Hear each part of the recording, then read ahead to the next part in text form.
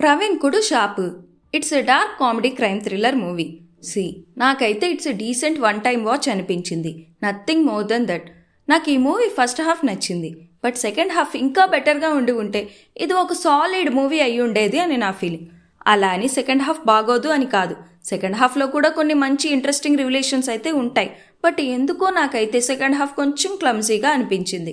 ఈ మూవీలో కొన్ని మంచి interesting moments and decent humour elements అయితే బాగానే ఉంటాయి.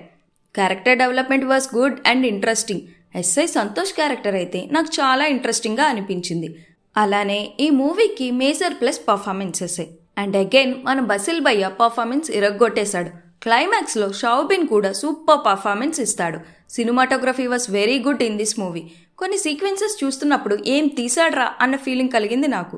మ్యూజిక్ వాస్ గుడ్ అండ్ ఆ సౌండ్ మిక్సింగ్ అయితే చాలా డీటెయిలింగ్గా ఉంటుంది. Technically this movie is too good. So నా ఒపీనియన్ అయితే ఈ మూవీ ఓసారికి బాగానే ఉంటుంది.